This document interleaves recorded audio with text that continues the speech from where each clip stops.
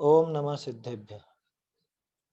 मंगलमय मंगलकरण वीतराग विज्ञान नमो ताहि जाते भये अरहंतादि महान।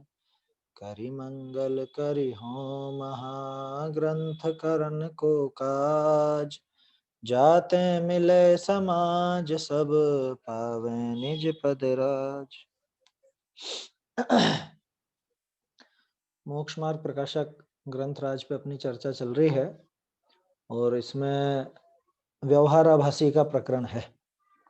कई प्रकार के व्यवहाराभासियों की बात की है, जिसमें कुल अपेक्षा और आज्ञानुसारी तो हैं ही, उनके साथ ही साथ किसी के किसी के कहने से या संगति से महान लोगों को देखकर या कुछ अपना समझ लो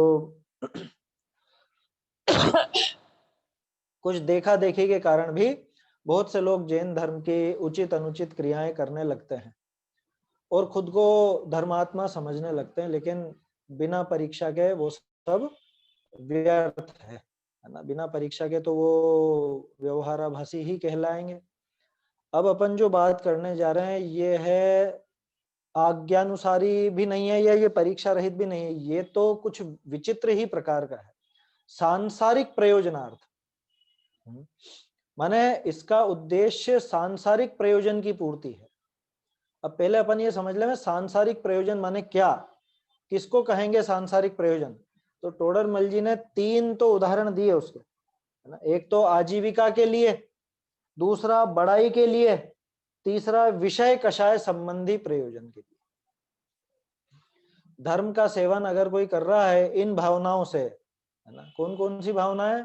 सबसे पहले तो आजीविका के लिए, कोई अगर धर्म का साधन करता है, कोई अगर धर्म की क्रियाएं करता है और उनसे आजीविका चाहता है, माने उनसे पैसा कमाना चाहता है, तो क्या कहा था कल उसके लिए कि वह तो पापी ही है।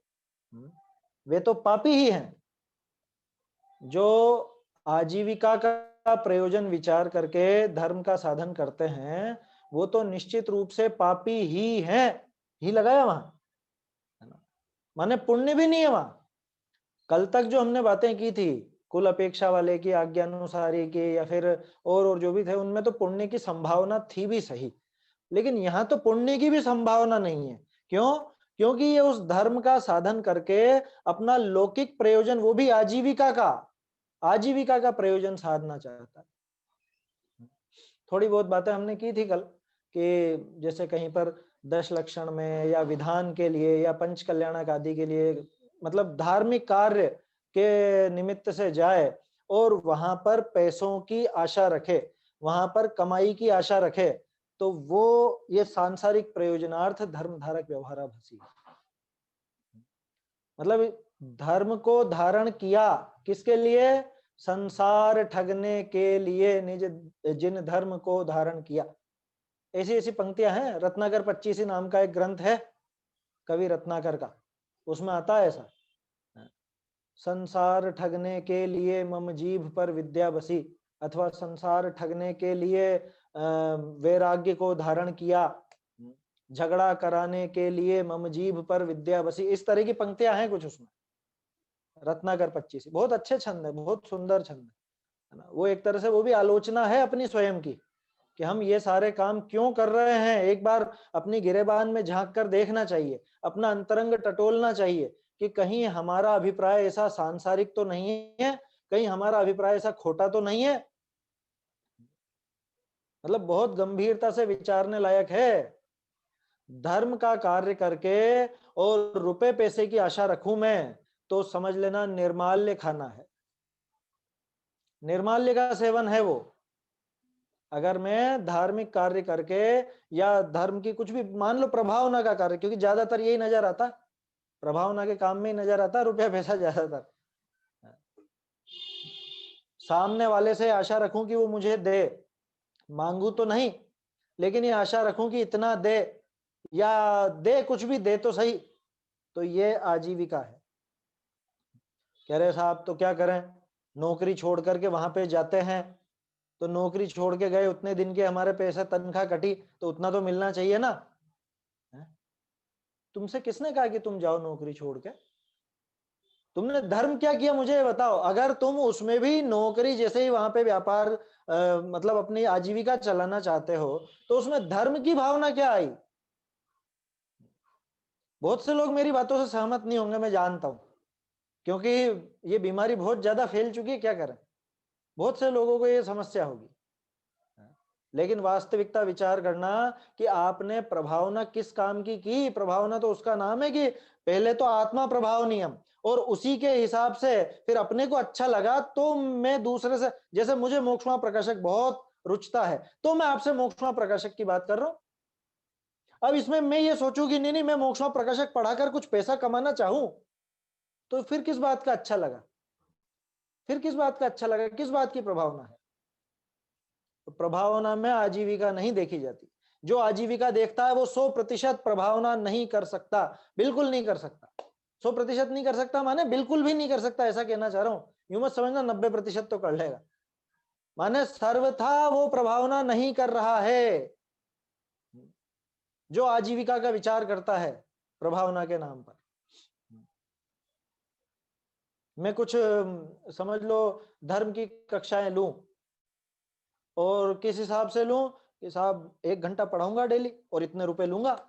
बहुत सी जगह हो चुका है, ये तनख्वाह का सिस्टम हो चुका है ना। थोड़ी सी कड़क बातें हैं और लोगों को बुरी भी लगेंगी, क्योंकि बड़े शहरों में ये सिस्टम चल चुका है ना। बंबई है, दिल्ली है, जयपुर है, मैंने सुना है, देखा भी है बहुत सौ को कि तुम्हें कितने मिलते हैं, तुम हफ्ते में कितने दिन पढ़ाते हो। अरे धर्म पढ़ाने के लिए पैसा है? मतलब जिनवाणी को बेच रहा है वो तो। मतलब कहते हुए माथा शर्म से नहीं झुकता, वो बिल्कुल ऐसे खुल करके ऐसी बात करते हैं जैसे बिल्कुल नॉर्मल सी कुछ ऐसी बातें हो। मुझे अंदर से वास्तव में बहुत खेद होता है ये सारी बातें सुन करके, देख करके। क्या करें, अब शुरू से बाबूजी जैसों की बातें सुनी है ना, वही बातें जमती हैं, तो ये चीजें रुचती नहीं है बिल्कुल भी, और रुचनी नहीं चाहिए भाई। जैन धर्म अगर आपको वास्तव में प्रिय लगा है, आपको अगर मोक्ष मार्ग प्रिय लगा है, तो मोक्ष मार्ग बेचा नहीं जाता, मोक्ष मार्ग कभी नहीं बेचा जाता। आजीविका के लिए, अगर रुपया कमाने के लिए, अभी तो इस पे बहुत बहुत अपने को विचार करना चाहिए। बहुत ज्यादा खुल के नहीं कह सकता मैं, आप समझें अपने आप ही क्या कहें, है? क्योंकि अपने बहुत से भाई बंद भी इसमें शामिल हो जाते हैं। मैं अगर पढ़ाता हूं और पढ़ाने के पीछे वो रुपया पैसा मांगता हूं, या ये आशा रखता हूं कि ये पढ़ाने के लिए मुझे रुपया मिले, या ये चीज सिखाने के लिए, या ये प्रभावना के लिए मुझको ये रुपया मिले, पैसा मिले, आजीविका मेरी इससे चले, तो समझ लेना सांसारिक प्रयोजन के लिए ये काम हो रहा है। कह रहे तो हम और कुछ तो करते ही नहीं, हम तो यही काम करते हैं कि तुम और कुछ कर लो। टोडरमल जी तो ये कह रहे हैं रुपया कमाने के लिए और कुछ कर लेना भले, है ना, कम से कम पाप वाला काम, लेकिन धर्म मार्ग को बेचना मत, जिनवाणी को बेचना मत। गंभीरता से विचारनी बात है।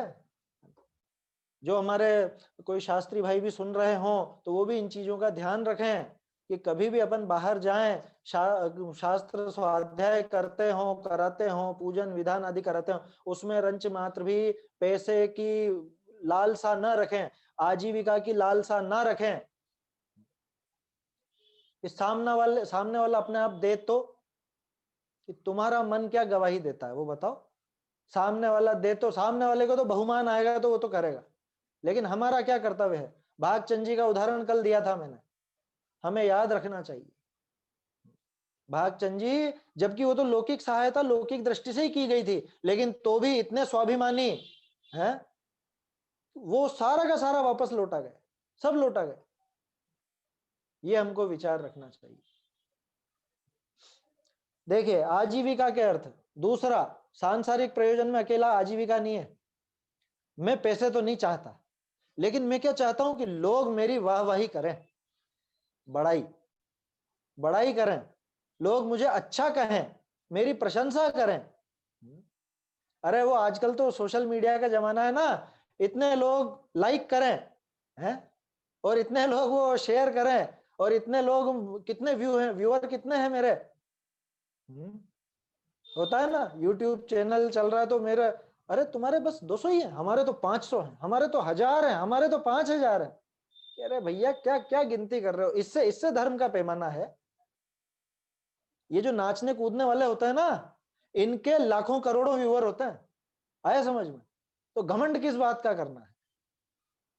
ये बात दिमाग में रहनी चाहिए कि भाई ज्यादा से ज्यादा जिन धर्म की बात फैले, मेरी नहीं, जिन धर्म की बात फैले, जैसे गुरुदेव के प्रवचन हैं, है ना, बहुत अच्छा काम हुआ है। वहां से आप देखें, क्या बोलते हैं अपने, जैसे सोनगढ़ से या मुंबई में बहुत सारे ट्रस्ट हैं जिन्होंने गुरुदेव की इस वाणी को बहुत बहुत प्रसारित किया है। ये सीढ़ियां बनाई है, अनंत भाई का ट्रस्ट है, और मुझे ज्यादा नाम ध्यान नहीं है, कुंद कुंद काहन पारमार्थिक ट्रस्ट है, और मुझे वास्तव में नाम ज्यादा ध्यान नहीं है कौन कौन से ट्रस्ट है, लेकिन जिन्होंने भी ये सीडी का काम किया, अभी आजकल चलता है वो नीचे लाइन चलती है, ये वास्तविक प्रभावना है। नाम खुद का नहीं होना चाहिए। आया समझ में? कि दूसरे लें तो कि दूसरे लें, उससे तुमको क्या लेना देना है, कभी खुद का नाम नहीं होना चाहिए। इस मामले में हमारे बहुत से विद्वान आदर्श हैं, खुद का नाम तक नहीं देते। टोडरमल जी ने अपनी सारी रचनाओं में नाम नहीं दिया, एक सिर्फ सम्यक ज्ञान चंद्रिका की प्रशस्ति विस्तृत मिलती है उनकी, बाकी की विस्तार से नहीं मिलती, तिथि भी नहीं मिलती कि आत्मानुशासन कब पूरा हुआ, या और दूसरे जो ग्रंथ हैं वो कब पूरे हुए, नहीं मिलता उसमें। आचार्यों से सीखे हैं नाम से क्या करना है। कल ऐसे चर्चा कर रहे थे ना, मैं और मेरे पिताजी दोनों द्रव्य दृष्टि प्रकाश पढ़ रहे थे वो सोगानी जी का, उसमें एक प्रसंग आया, उसमें ऐसा ही प्रकरण था, क्या, वो शादी की पत्रिका भेजने का, कि ज्यादा पुण्यवान जीवों को पाप के प्रसंग में इकट्ठा, मतलब जोड़ना अच्छा तो नहीं लगता, लेकिन क्या करें, लोक व्यवहार के चलते 2 पत्रिकाएं भेज रहा हूं। शादी की 2 पत्रिकाएं भेजी थी उन्होंने, उनके घर में कोई शादी थी, वो पत्रिकाएं भेजी थी वहां पे सोनगढ़। उसी पत्र में आगे लिखा है कि लोग हमको जाने, लोग हमारी तारीफ करें, लोग हमारी वाहवाही करें, ये भावना तो धर्मी जीव को होती नहीं, होनी नहीं चाहिए। ऐसा ऐसा उसमें लिखा था, कल ही चर्चा कर रहे थे उस पर, द्रव्य दृष्टि प्रकाश के अंदर है सोगानी जी के जो पत्र हैं उसमें। तो सोनगढ़ में उन्होंने भेजे थे, दो पत्रिकाएं भेजी मात्र। कह रहे 2 ही पत्रिकाएं भेजी, ऐसे कैसे? कह रहे उनको वास्तव में कोई ऐसा नहीं था कि लोग मेरी प्रशंसा करें या लोग मुझे जाने, कह रहे सोगानी जी ने बुलाया है या सोगानी जी ने नहीं बुलाया है, ऐसी निंदा करे तो भी उनको कोई परवाह नहीं। कोई भला कोई बुरा कहो या अच्छा, आया समझ में? यहाँ पे तो भावना ये रहनी चाहिए कि मैं कैसे धर्म मार्ग में आगे बढ़ूं, बाकी सभी लोग धर्म मार्ग में कैसे आगे लगे, ये भावना हो। ये नहीं है कि मेरी बड़ाई हो। अगर अभी ये जो चर्चा अपनी चल रही है, अपनी अगर ये भावना रहे कि हाँ हाँ ये सब लोग मुझे देखें, सब लोग मुझे जाने, अगर मैं ऐसे भाव रखता हूं तो ये वास्तव में सांसारिक प्रयोजन, गजब हो गया। धर्म की बात सब देखें और जाने, और आप इसको सांसारिक प्रयोजन कह रहे हो। कि अभिप्राय क्या है? अगर मेरा अभिप्राय यह है कि लोग मुझे देखे जाने, हैं, लोग मुझे पहचाने, क्या कह रहे, हाँ ये भी एक है, ये भी कोई कोई है, ये भी प्रवचन करते हैं या व्याख्या करते हैं, ऐसी भावना अगर मेरे अंदर है तो ये सांसारिक प्रयोजन है। भावना तो ये हो कि मोक्ष मार्ग प्रकाशक, टोडरमल जी का मोक्ष मार्ग प्रकाशक ज्यादा से ज्यादा लोगों के पास हो, ज्यादा से ज्यादा लोग इसे समझें, इसको अच्छे से ग्रहण करें, ये भावना होनी चाहिए। यही उद्देश्य होना चाहिए। ये भी बाहर का उद्देश्य है, असली उद्देश्य नहीं है। क्योंकि क्या हो जाएगा, सब लोगों के पास हो भी जाएगा तो मोक्ष मार्ग प्रकाशक नहीं छप चुके क्या लाखों में पहले? असली उद्देश्य तो यह है कि कैसे मैं इस मोक्ष के मार्ग में आगे बढ़ूं, असली उद्देश्य तो यह है। आया समझ में? तो फिर तो ऐसा तो खुद ही खुद बैठ जाओ, बस दूसरों की बात ही नहीं करनी चाहिए, दूसरों से बात ही मत करो। कि वो तो विकल्प आता है। और इसमें एक चीज और है, जैसे कोई मेहंदी लगाते ना, मेहंदी लगाने वाली महिलाएं होती हैं, उनके हाथ हमेशा रंगे हुए मिलेंगे, है ना, मतलब रचे हुए, रंगे हुए क्या, रचे हुए मिलेंगे। सामने वाली के रचे या नहीं रचे, इसके रचे हुए जरूर मिलेंगे। क्यों? कि ये मेहंदी लगाने वाले के तो खुद के रचने रचने हैं, सामने वाले के रचे चाहे नहीं रचे। तो इसलिए चर्चा में ये बातें आ जाती है। मोक्ष प्रकाशक की चर्चा भी इसीलिए हो जाती है। आए समझ में? ये बिल्कुल भी उद्देश्य नहीं है कि आप लोग सुनो और आप लोग समझो या आप लोग इसको, ठीक है वो एक भाव है, विकल्प तो है, लेकिन उद्देश्य ये नहीं है। उद्देश्य तो ये है कि कैसे भी करके ये मोक्ष का मार्ग जो टोडरमल जी ने प्रकाशित किया है ये मेरे जीवन में उतरे, मैं इस जीवन में आगे बढ़ूं। यही भाव हम सबका होना चाहिए, निश्चित रूप से होना चाहिए। तो अगर मैं बड़ाई के लिए, मान सम्मान के लिए, है ना, अन्य की क्या बात करें, मैं स्वयं के ऊपर अपनी खुद की बात करें अपन, तो अगर मैं ये सोच करके करूं कि आप लोग मेरी तारीफ करो इसलिए मैं ये सारी बातें कहूं आपसे, तो ये समझ लेना सांसारिक प्रयोजन है। गजब हो गया। धर्म मार्ग लेकर के भी मैं सांसारिक प्रयोजन, धर्म मार्ग में लग रहे हैं, यहाँ पे धर्म को धारण कर रखा है, धर्म की प्रभावना कर रखी है, कर रहे हैं, और आप कह रहे हो ये सांसारिक प्रयोजन है। कि अगर बड़ाई की इच्छा है, रंच मात्र भी मेरे मन में अभिलाषा है कि लोग मुझे जाने, लोग मेरी प्रशंसा करें, या लोग मुझे बहुत भला भला कहें, होता है ना आजकल तो खूब देखते हैं सब कंपटीशन में कि इनने इसके ऊपर, अब क्या कहें, देखो ज्यादा क्या कहूं, बहुत बहुत सब व्याख्यान उपलब्ध हैं, और फिर भी मैं अलग से मेरे चलाना चाहूं, तो ये भी एक बड़ाई का इसमें भावना बनी रहती है, बहुत से लोगों के बनी रहती है। आया समझ में? आप कह सकते हो कि आपने भी शायद इसीलिए चालू करा होगा कि ऐसा बिल्कुल भी भाव नहीं रहा, हम कोई आज से नहीं पढ़ रहे, हमारे तो मोक्ष मार्ग प्रकाशक का नियम जैसा है। मोक्ष मार्ग प्रकाशक पूरा होता है फिर से प्रारंभ से चालू कर देते हैं। 4-5 बार तो हो चुका है, 4-5 बार हो चुका है ना। और ये बिल्कुल भी भावना नहीं है वास्तव में, और यही हृदय में इच्छा है कि कभी ऐसी भावना ना आए। ये बहुत खतरनाक भाव है, क्योंकि एक बार ये बड़ाई का रस जिसको लग जाता है ना, गर्म और ठंडी श्वासें ये पुण्य पाप की, अरे मृत्यु की अगवानी है अमन नहीं। बाबूजी की पंक्तियां हैं, डॉक्टर साहब ने भी लिखा, दादा ने भी, क्या कि लोग बाग ये क्रोध की गर्म हवाओं से तो बच जाते हैं, लेकिन ये जो मान की, ये बड़ाई की ठंडी ठंडी हवाएं आती है ना सुहाती हुई, सब तारीफ करते हैं। अभी जैसे मान लो आप तारीफ करोगे, हाँ साहब बहुत बढ़िया बहुत बढ़िया, अब फिर मुझे गर्व होने लगेगा, हाँ मैंने अच्छा अच्छा किया। अगर ये भाव है तो निश्चित रूप से सांसारिक प्रयोजन है। क्यों, इसमें क्या संसार का प्रयोजन हो गया? कि ये बताओ, खुद को जो वो यश का लोभ है, या खुद को जो मान कषाय, ध्यान रखना मान कषाय और यश के लोभ में अंतर है। मैं बड़ाई सुनना चाहता हूं, ये यश का लोभ है, ये मान कषाय नहीं है। और मैं अपने आगे किसी को नहीं गिनता, मैं खुद को सबसे ऊंचा गिनता हूं, ये मान कषाय है। आप मेरी प्रशंसा करो अगर ऐसा मैं चाहता हूं, ये यश का लोभ है, ये मान कषाय नहीं है। ये बारीकी अंतर है, ये बारीक अंतर है, इसमें समझना चाहिए, है ना। तो ये जो यश का लोभ है अथवा मान कषाय भी है, तो ये बताओ कि ये मोक्ष मार्ग है या संसार मार्ग है? ये तो संसार मार्ग है। तो अब उस कषाय के लिए, उस कषाय की पूर्ति के लिए अगर मैं काम करता हूं, तो संसार का प्रयोजन सदा कि मोक्ष का प्रयोजन सदा?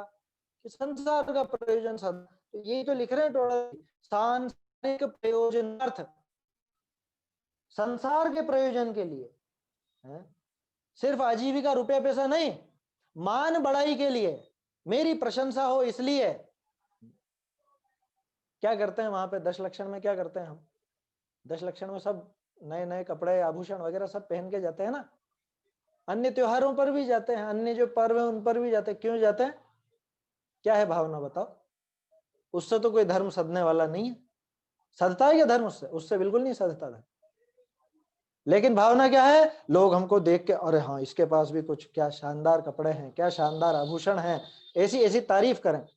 बोलो, वो धर्म नहीं साध रहा, वो तो धर्म भी नहीं साध रहा, या साध रही उल्टा पाप ही कमा रही है। सांसारिक प्रयोजनार्थ है, धर्म धारक भी नहीं है, लेकिन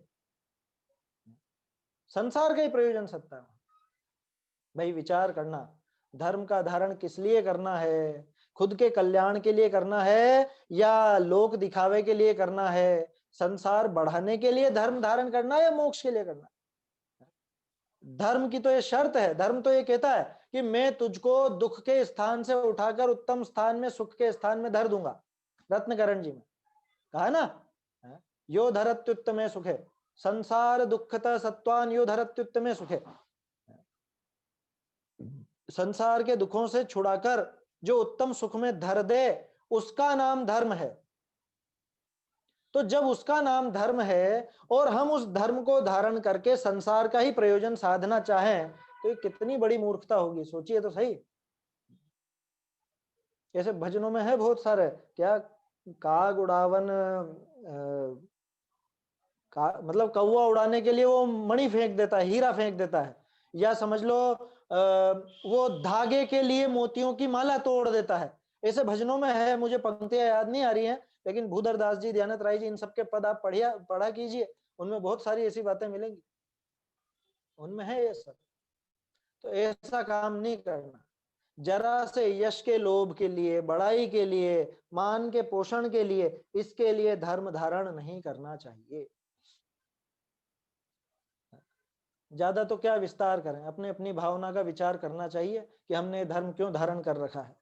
खास तौर पे आज जो दिखावे का जमाना है, दिखावे का माना, अब ये पूरा दिखावे का ही तो काम है, सोशल मीडिया और ये सारा जो चलता है, व्हाट्सएप, फेसबुक, ट्विटर और क्या क्या है, यूट्यूब वगैरह, देखते हैं अपन।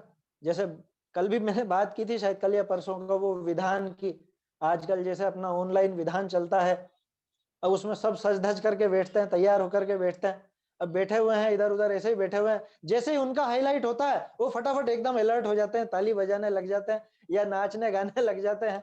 देखा होगा आप लोगों ने, सबने देखा होगा। ये क्या है? ये पहले भी हमने बात कर चुके हैं वैसे, इस बारे में ज्यादा उसको विस्तार नहीं दूंगा। माने दूसरे को दिखाने के लिए वो क्रिया करता है। भाई धर्म का साधन किसके लिए है? धर्म का साधन तो लौकिक दुख से छूटकर, सांसारिक दुख से छूट करके मोक्ष में जाने के लिए है, उत्तम सुख की प्राप्ति के लिए है। और मैं मूर्ख की तरह ये सांसारिक प्रयोजन, ये कषाय साध रहा हूं, मैं थोड़े से यश के लोभ के पीछे ये धर्म का धारण करके बैठा हुआ। बगुला होता है ना, बगुला, बगुला ध्यान मग्न बगुला, क्या काय के लिए ध्यान मग्न, कि अभी मछली आए और अभी झपटो।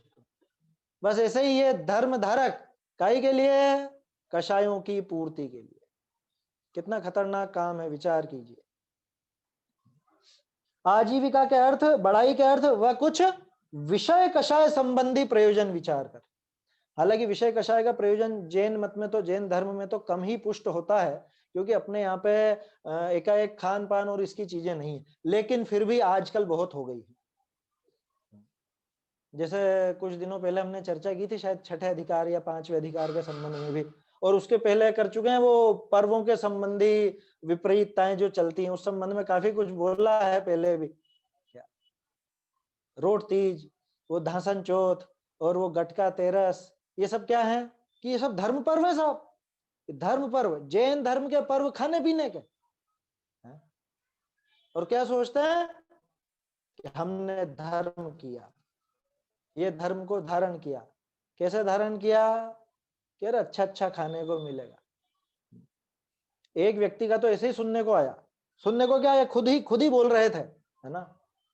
एक व्यक्ति जिन्होंने मुनिवेश धारण किया, और फिर वो खुद बोलता है मैं तो ऐसे ही खड़े खड़े कचौरी के समोसे खा रहा था, और बाजार में से एक मुनिराज निकले, और फिर मैंने पूछा ये कौन है, क्या है, कैसे हैं, इनकी क्या चर्या होती है, ये सब जानकारी ली, तो पता चला बहुत आनंद रहता है, बहुत अच्छा अच्छा आहार खाने को मिलता है, मैं तो मुनि बन गया। ऐसा खुद अपने मुंह से कहने वाले। नाम नहीं लूंगा, नाम लेना बहुत खतरनाक है आज के जमाने में, जानता हूं। आया समझ में, है ना। इतनी तो समझ आ चुकी है, अब क्या करें। लेकिन है इस तरह के, घर पे फाका कशी होती थी, अब क्या करें, अच्छा अच्छा मिलता है, इसलिए अपन तो एक काम करो, बढ़िया सब सेवा करेंगे, सब पूछेंगे भी सही, सब नमस्कार भी करेंगे, और फुल आराम बिल्कुल। भाई क्या है, जैन धर्म की साधना मुख्य है कि विषय कषाय मुख्य? क्या कि किसको मुख्य किया इसने? हमें विषय भोग भोगने को मिलेंगे ये सोच करके अगर धर्म धारण किया है, तो उसने ना सिर्फ धर्म का स्वरूप बिगाड़ा है, बल्कि अपनी निगोद की तैयारी भी कर चुका है। मोक्ष जानने वाला नहीं है सर जी। क्यों? कि जिससे मोक्ष का साधन होता था साक्षात, उसको तो तुमने विषय भोग का साधन बना लिया। या फिर अपनी विषय कषाय संबंधी प्रयोजन विचार कर, और भी विचार कीजिए। अब थोड़ी सी कड़क बात कह देता हूं, और है ना, वैसे तो कड़क ही कड़क चल रही है सब इसमें, है ना, कड़वी दवाई भी जरूरी होती है, क्या करें, बुरी भी लग सकती है और लगनी चाहिए, एक बार बुरी लगे तो सही। जैसे आप और मैं एक ही गांव में हूं, अब हमारा आपस में समझ लो कुछ विवाद हो गया, आप उस मंदिर में कुछ ट्रस्टी हैं या कुछ है, तो अब नहीं आना, अपने खुद का बनाएंगे एक अलग से, अपने खुद के, जब तक हमारा मंदिर नहीं बने, जब तक हमारा ये नहीं बने, तब तक मेरा ये त्याग। अब बोलो वो त्याग उसका धर्म है कि वो कषाय है? मैं ऐसे बहुत सी जगह के आपको किस्से बता सकता हूं, बहुत सी जगह के किस्से बता सकता हूं, जहां पर, अभी की बात नहीं कर रहा हूं, वर्तमान की, वर्तमान में तो होता है जो होता ही है, मैं आपको 100 साल पुरानी बात भी बता रहा हूं। मेरे पास इंटरव्यू रखे हुए हैं लोगों के, क्योंकि ये पांडुलिपियों का काम किया ना जब मैंने, तो वो मंदिर का इतिहास वगैरह भी पूछा, क्यों बना, कैसे बना, क्या है, वो सारी जानकारी भी इकट्ठी की। तो कुछ जगह तो ऐसी भी हैं जहां पे वो सेठानी जी थोड़ी सी लेट हुई, और किसी ने ऐसे ही दिक्कत करी मंदिर का दरवाजा खोलने में, कि ऐसे ही भाई अगर लेट लेट आते हो तो खुद का ही क्यों नहीं बना लेते, तब से सेठानी जी को मन में ऐसी बैठ गई धम, क्या कि अब तो जाना ही नहीं इनके, अब तो जब तक मैं मेरे भगवान के खुद के दर्शन नहीं कर लूंगी तब तक खाना ही नहीं खाऊंगी। 3-4 दिन तक नहीं खाया, सेठ जी ने परेशान होके दूसरी जगह से प्रतिमा जी लेकर के आए, और फिर इन्होंने खाना वाना खाया, उसके बाद फिर मंदिर बनाने की तैयारी हुई, मंदिर बन गया। अब बोलो वो जो 3 दिन का उसने उपवास किया वो धर्म है या नहीं है? इससे कड़क बात, वो जो मंदिर बनाया वो धर्म साधन का कारण बना या उस कषाय के निमित्त से बना? मैं ये 100 साल पुरानी बात कर रहा हूं, वर्तमान की बात आप आपके लगाते रहना जहां भी ऐसा हो रहा हो, क्योंकि अभी भी होती है इस तरह की बातें। क्या? कषायवश, कषायवश, और कुछ नहीं। सेठ जी की अपनी शान दिखाने के लिए हम दूसरे के यहाँ क्यों जाएंगे, हम हमारा बनाएंगे, कषायवश। भाई कोई समस्या हो, कुछ मतवाद का अंतर हो, कुछ ऐसी बात हो, तब तो बात समझ में आती है। कोई समस्या हो, आपको वहां पे कोई दर्शन सामने वाला ही नहीं करने दे, वो अलग बात है, लेकिन मैं तो कषायवश, बहुत सी जगह देखने को मतलब सुना है, और दुख होता है बहुत देख देख करके। ये जो टूटन आई है इतनी, ये जो समाज में इतना बिखराव आया, किस वजह से? अच्छा, और फिर उसमें तर्क क्या देते हैं, कह रहे वहां पे लिखा है एक प्रतिमा भी जो विराजमान करता है वो बहुत बहुत ऐसा ऊंचा व्यक्ति होता। अरे उसके पीछे भावना क्या होती है ये भी तो देखो। चैत्यालय जो करे धन्य सो श्रावक कहिए, तामे प्रतिमा धरे धन्य सो भी सर दहिए। जो दोनों विस्तरे संघ नायक ही जानो, बहुत जीव को धर्म मूल कारण सरधानो। दर्शन दशक है साहिब राय जी का, लखी साहिब राय सो आंख सो, हाँ साहिब राय जी का ही है दर्शन दशक, पढ़िएगा, बहुत सुंदर है, मुझे बहुत पसंद आता है वो। और ऐसी पंक्तियां वो लोग लेते हैं जिनको कषाय की बड़ी हो रहती, कषाय वश ऐसा खुद का कुछ ऐसा संकुल बनावे, कषाय वश ऐसा कुछ आयोजन करे, या कषाय वश कुछ धार्मिक आयोजन करे। और बताऊं, आपने शिविर लगाया और इसी जगह आपके ही गांव में मैं भी हूं, तो अब अच्छा इन लोगों का शिविर लगा, चलो मैं भी लगाता हूँ, इसी टाइम पे लगाऊंगा मैं भी। ये क्या है बताओ, ये धर्म का साधन है या कषाय का साधन है? बात गंभीर है और थोड़ी सी कड़वी है, लेकिन ये विचार करने लायक बातें हैं, हमको विचार करना चाहिए। ये सामाजिक जो अपना ढर्रा है, ये सामाजिक जो एक गठन है, ये जो टूट रहा है, वो उसका कारण यही है कि धर्म का साधन करके भी अपनी कषायों को साध रहा है। धर्म का साधन करके तो मोक्ष साधना था, मोक्ष की तरफ जाना था, और ये धर्म साधन करके अपनी कषायों को साधने बैठ गया। लिखा ना ये, वह कुछ विषय कषाय संबंधी प्रयोजन विचार कर, दोनों बातें ले ली अपन ने। विषय में वो खाने पीने की बात आ गई, और कषाय में तो ये दिख ही रहा है अपने को। विषय कषाय में ये बड़ाई वाली बात भी शामिल है, लेकिन ये कुछ अलग ही चलती है, क्योंकि यश का लोभ तो लगभग लगभग ऐसा कोई जीव नहीं है जिसको ना हो।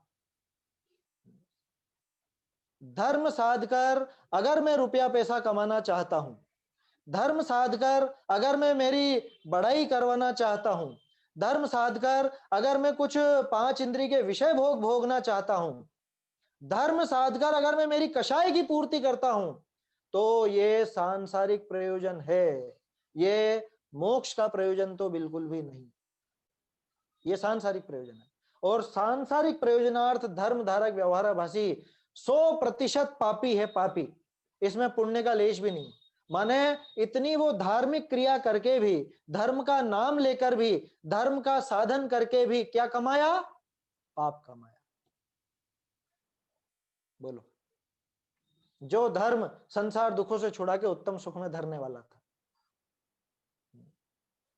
ये विचार करने लायक बातें हैं, ये आलोचना पाठ है असली। क्या ये आलोचना पाठ स्वयं का होना चाहिए कि कहीं हमारे ये भावना तो नहीं है, अगर रही हो तो उसकी निंदा करना, स्वयं की गरहा निंदा करके, और बिल्कुल सही सही मार्ग पर अपने को आना चाहिए। ये जो मोक्ष का मार्ग हमको मिला है, मोक्ष मार्ग समझाने वाले टोडरमल जी जैसे विद्वान और कुंद कुंद आचार्य जैसे आचार्य मिले हैं, तो इनका सही सही मार्ग में हम उपयोग करें इन बातों का, ना कि हमारे संसार बढ़ाने में इनको सहायक बना ले। अरे संसार बढ़ाने के लिए तो दुनिया भर के भाव हैं, ये धार्मिक क्रियाओं को क्यों संसार बढ़ाने का कारण बनाना चाहते? बोलो, उपवास तप है ना, उपवास से धर्म सधता है, एक व्यवहार की परिभाषा में कहें तो। और अभी अपन ने जो बात की, जैसे वो सेठानी जी का उदाहरण ले लिया, उसने भी उपवास रख लिए, वो उपवास पाप का साधन हो गया, सांसारिक प्रयोजन सिद्ध हो रहा है। क्या कह रहे हैं? अति तीव्र कषाय। अरे तीव्र कषाय ही अपने आप में तीव्र है, उसके बाद अति और लगाया टोडरमल जी ने। देखो, तीव्र कषाय में व्यापार धंधा आदि का भाव होता है ना, कषायवश होता है, तीव्र कषायवश होता है। लेकिन ये अति तीव्र है, मतलब तीव्र से भी तीव्र। क्यों? कि ये व्यापार धंधा या अपनी कषायों का पोषण जो कर रहा है, ये धर्म साध करके कर रहा है, इसलिए अति तीव्र लिखा। क्या कहा था? देखो, ढूंढारी से ही पढ़ता हूं, ये 2-3 बिंदुओं की खास बात करनी थी, ये हो गई। वैसे तो बातें बहुत की जा सकती हैं, लेकिन उसमें अच्छा नहीं लगता, अब इससे ज्यादा बोलना तो मुझे खुद को भी पसंद नहीं है, इतना ज्यादा क्या खरा बोले उसमें। अति तीव्र कषाय भय ऐसी बुद्धि आवे है, उनका सुलझना भी कठिन है, वो सुलझने वाला नहीं है। कैसे सुलझेगा बताओ? सुलझने का जो मार्ग था उसी में आके जो उलझ गया, वो कहां सुलझेगा? सुलझने के मार्ग में उलझ गया। क्या है वो, एक आती है ना पंक्ति, अन्य क्षेत्रे कृतम पापम धर्म क्षेत्रे विनश्यति, और धर्म क्षेत्रे कृतम पापम वज्रलेपो भविष्यति।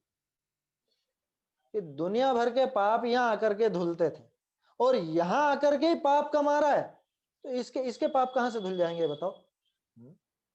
पापों को धोने का जो साधन था, इसने तो उसे ही पाप में लगा दिया, अब किससे पाप धोएगा?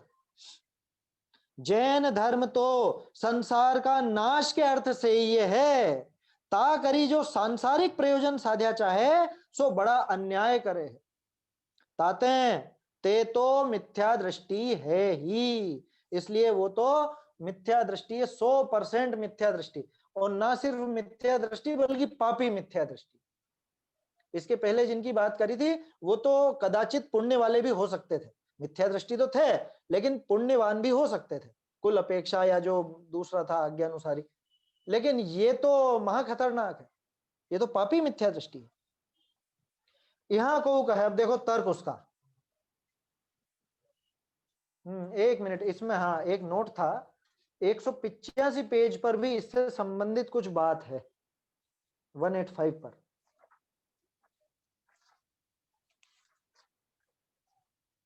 हाँ, ये जो बीच में उदाहरण दिया है, निर्ग्रंथ के सिवा अन्य को गुरु नहीं मानते सो क्या कारण है, उसमें उदाहरण जो दिया ना, जैसे लोभी शास्त्र व्याख्यान करे, वहां वह इसे शास्त्र सुनाने से महंत हुआ, और ये उसे धन वस्त्र आदि देने से महंत हुआ।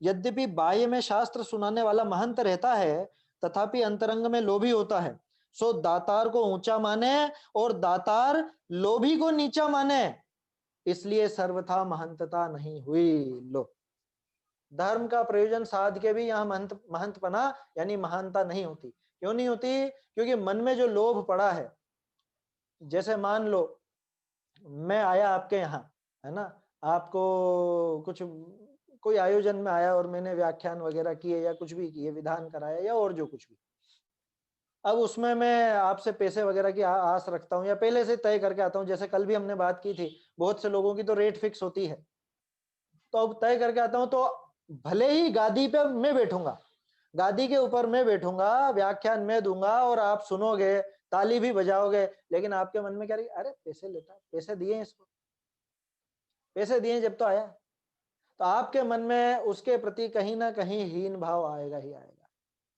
तो मैं तो ये आपको ऊंचा यूं समझूंगा कि ये पैसे देना अपने को, तो सेठ जी के विरुद्ध बात नहीं बोल सकता।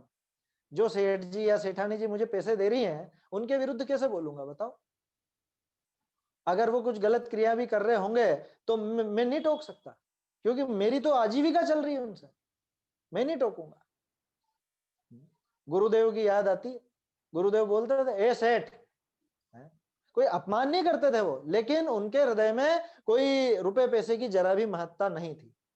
और छोटा सा भी कोई विद्वान होता, मतलब आयु में कम होता, तो भी पंडित जी कहते, 17-18 साल के कोई शास्त्री कर रहे हो तो उनको भी पंडित जी, और कोई रुपए पैसे वाला हो तो भी ए सेठ। तो कोई अपमान वाली बात नहीं है कि अपमान कर दे मैं उसका, लेकिन कुल मिला के धन की महिमा नहीं थी। अगर धन की महिमा होती तो अपने आप ही सामने वाला भी इनको हीन समझता। तो ये भी इससे मिलता हुआ प्रकरण है कि अगर मैं सांसारिक प्रयोजन इससे साधता हूं तो निश्चित रूप से हीनता ही सामने आती है, मोक्ष मार्ग की उच्चता प्राप्त नहीं हो सकती। अब यहां देखिए, यहां को कहे तर्क देखिए, हिंसादि करी जिनी कार्य को करिए ते कार्य धर्म साधन करी सिद्ध कीजिए तो बुरा कहा भैया, दो प्रयोजन सद है। भाई क्या दिक्कत क्या है इसमें?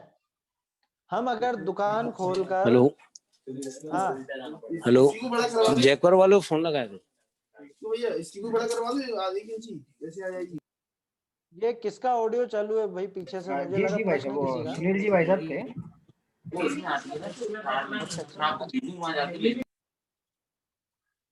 चलिए, बीच में डिस्टरबेंस हो जाता है कई बार।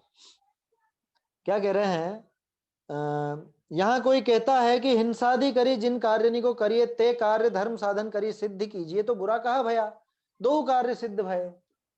भाई दोनों काम सद गए ना, मैं दुकान खोलता, हिंसा करता, उससे पैसे कमाता, जिससे तो मैंने निरापद काम किया, हिंसा भी नहीं हुई, देखो हिंसा भी बच गई, धर्म हो गया और पैसे के पैसे आ गए। तो क्या दिक्कत आ गई? दोनों काम सद गए ना।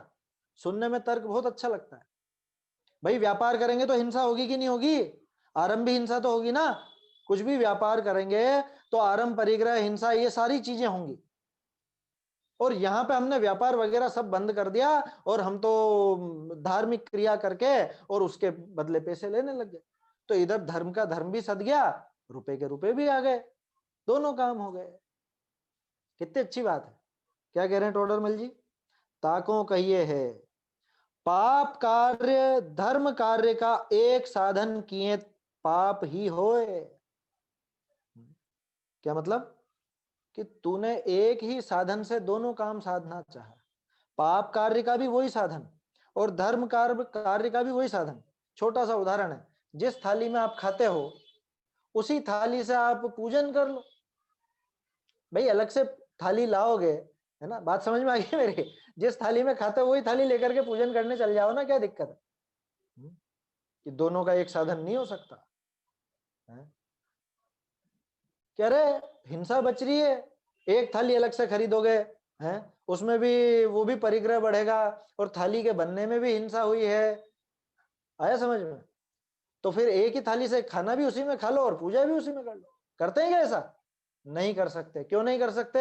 कि पाप कार्य का जो साधन है उस साधन को धर्म कार्य की सिद्धि में नहीं लिया जाता, और जो धर्म कार्य का साधन है उस साधन को पाप कार्य की सिद्धि में नहीं लिया जाता।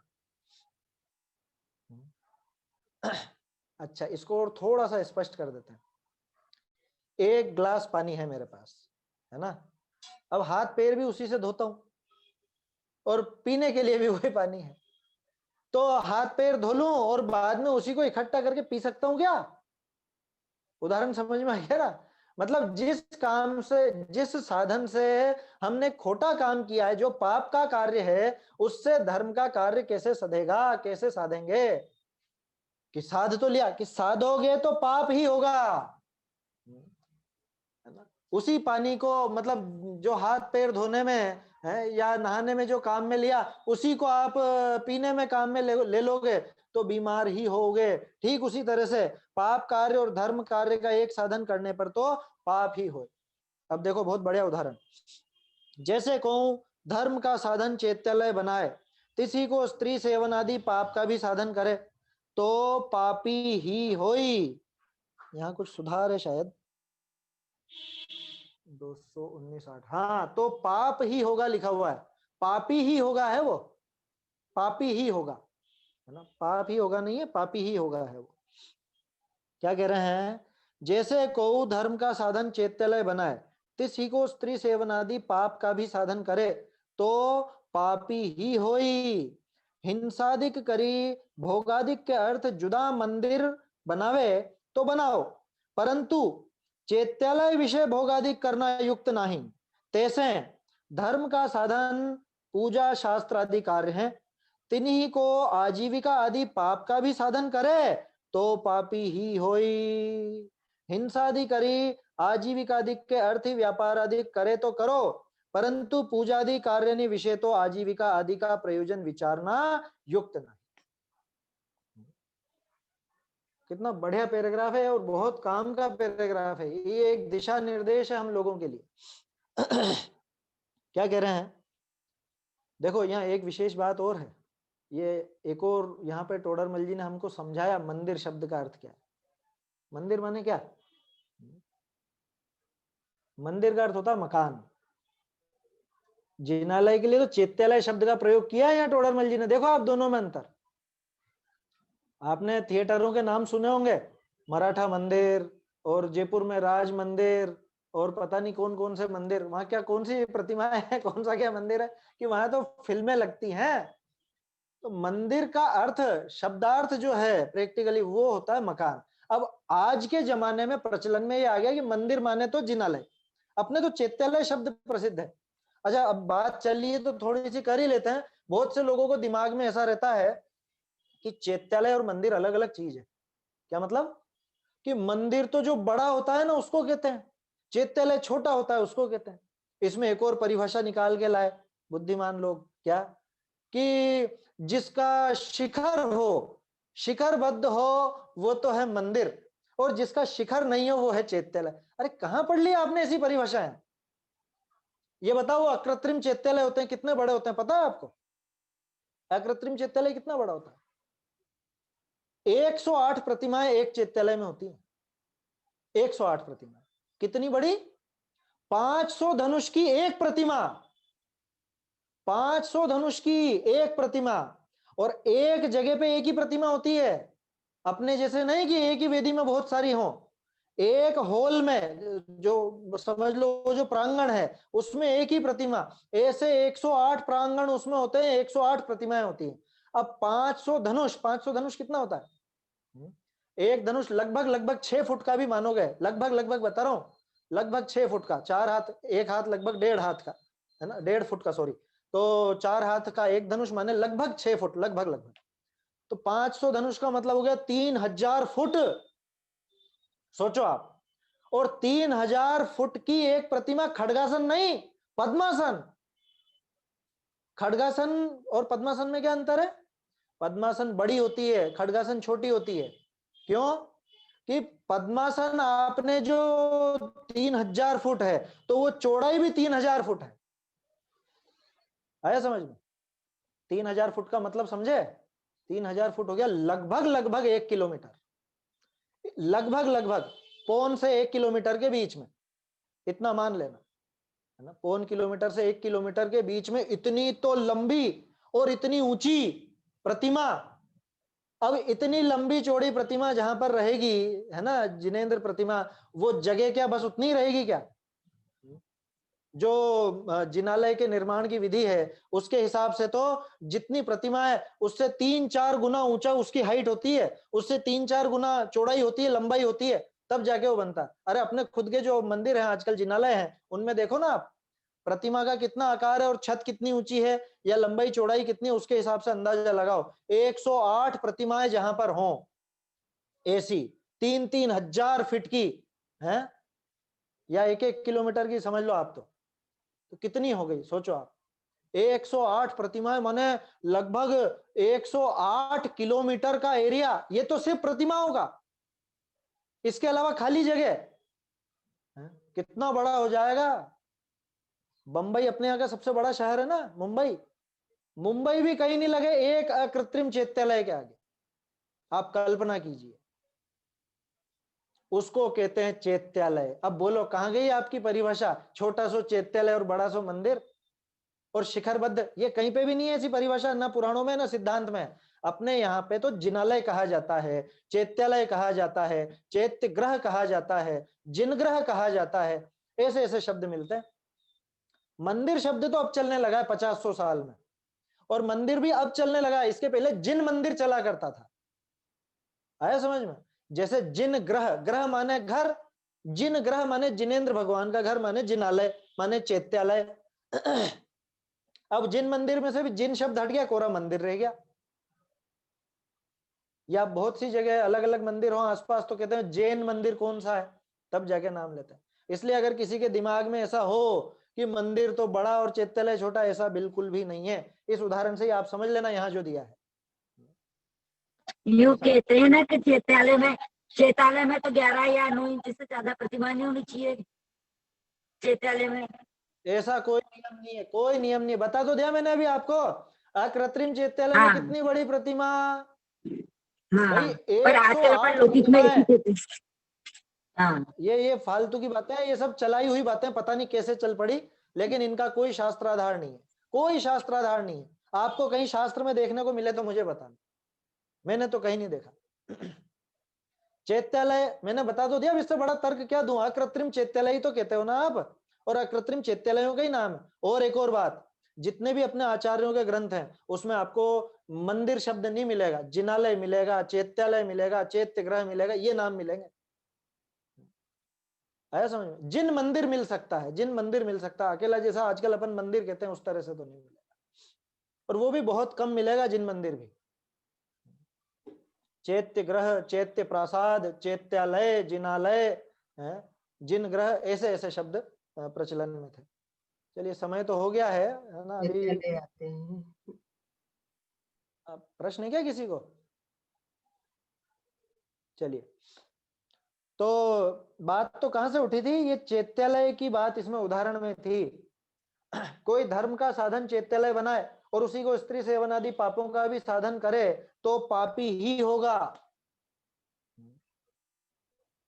कोई कहे कि साहब अभी नई नई शादी हुई है तो पहले तो हम अकेले कहीं पे भी रह लेते थे, अब तो मकान चाहिएगा ही सही, अब तो मकान बनाना ही पड़ेगा, और मुझे मंदिर बनाने का भाव भी है, तो क्यों ना एक काम करूं, एक ही बिल्डिंग बनाऊं, उसी में मंदिर भी हो जाएगा, उसी में मैं रह भी लूंगा, है उसी में भी घर का काम हो गया मेरा।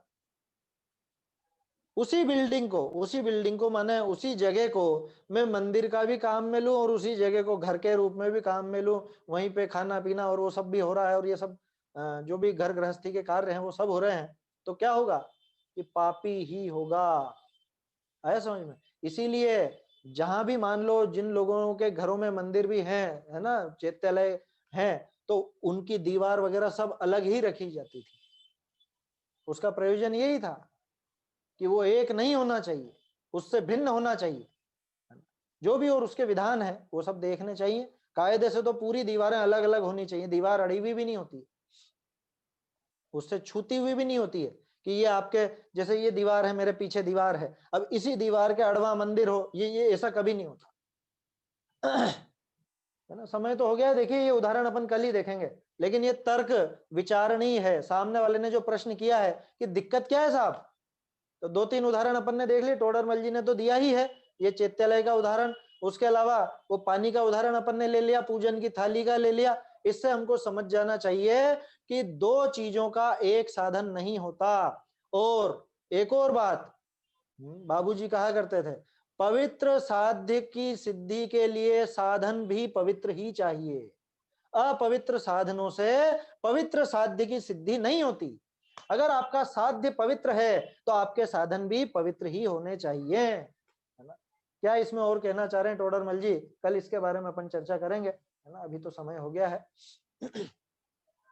निज निधि निज में बताई यह अनंत उपकार है, इसके लिए जिन वाणी माँ को वंदना शत बार है, वंदना शत बार है।